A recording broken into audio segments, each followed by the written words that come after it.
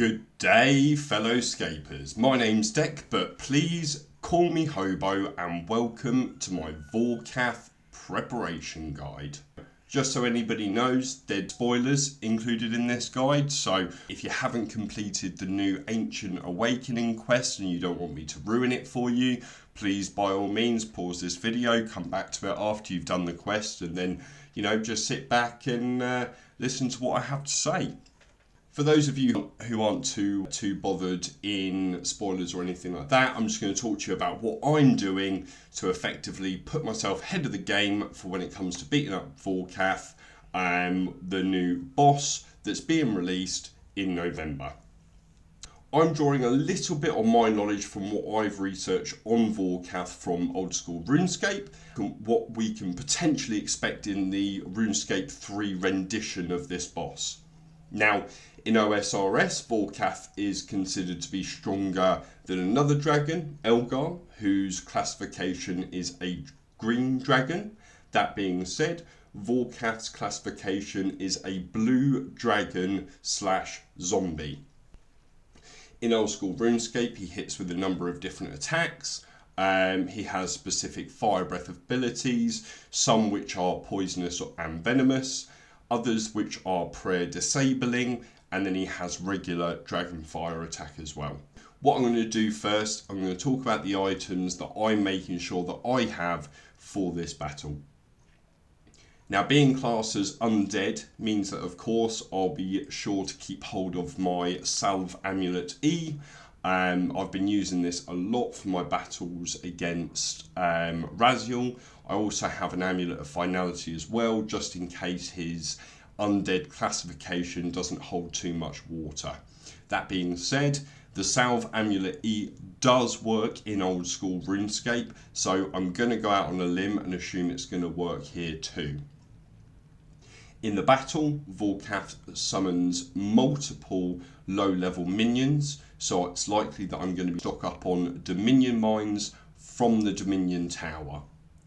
Having a venomous attack means that I'm going to be looking to invest in some super anti-poisons as well as some Irrit incense sticks to maximise their effectiveness. Now, of course, Vorkath is a dragon with fire breath, so super anti-fires are going to be a must. For people who want to, they can mix these with the overloads and the anti-poisons to make the overload salves. I think this will help free up some space in the inventory, as it will also grant poison immunity as well. Now, I have actually bought a Dragonfire Shroud, which is the Necromancy version of the Dragonfire Shield. I'm not 100% on this purchase, just because it doesn't act like a conduit, meaning that any summons would disappear mid-battle. However, I may need to use this shield to be able to tank a big hit, as there is one attack in OSRS which is basically an instant kill. There are also some other versions of this shield for the other styles: the Dragonfire Deflector for ranged, Dragonfire Shield for melee, and the Dragonfire Ward for magic. Right now, all of these are quite cheap, so it'd be worth investing in one at least for your peace of mind. Speaking of other styles, if you're going to be looking to use range, of course, you are going to be wanting to stock up on some Jazz Dragonbane arrows to ensure that you are reaping the maximum amount of damage, as it not only gives you a damage buff, it also gives you an accuracy buff as well. Now, moving on to perks. We know that the Undead Slayer perk has worked amazingly at Raziel. I've been doing him for some time, like I said, and I've had this perk on my equipment for ages. It grants an additional 7% damage against any undead opponent. However, there is also the Dragon Slayer perk. This perk comes in the form, for me, of Precise 6 Dragon Slayer, which can be put onto a weapon of your choice and also grants an additional 7% damage to dragons.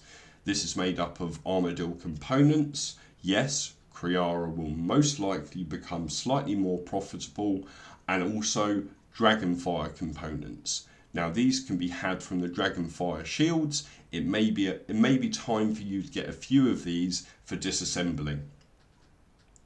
It's worth stating, I don't know if these buffs are going to stack or not. However, I am going to make a few assumptions here. Now, based on the Necromancy ability, which was nerfed, which is Death Skulls, the mods did say they do like damage stacking, but they don't like it going up incrementally or anything like that. So I'm being sure just to stack up on these components as well as the ancient weapon perks. Now moving on to abilities. The Undead Slayer ability codex grants access to the Undead Slayer ability. It currently costs around 500 million on the GE, and the ability grants an additional 15% damage for 10.2 seconds. This is quite expensive, but it's great if you already have the ability or have money for that ability. Now there is also the Dragon Slayer ability codex, which does exactly the same as the Undead Slayer ability codex, but currently it's trading on the GE for 140 million. That's right, you might be able to get the Undead Slayer ability codex, but its variant for dragons for less than half the price. Again, it does exactly the same thing, which is grants an additional 15% damage for 10.2 seconds.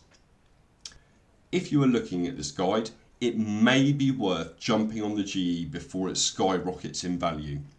Also, if you think that I may have just saved you some money with that tip, why don't you consider subscribing to my channel, where I'm going to be looking to release more content like this in the near future, and hopefully when Vorkath comes back, I'm going to be able to provide you guys with a rotation or a general guide to help get your first kill.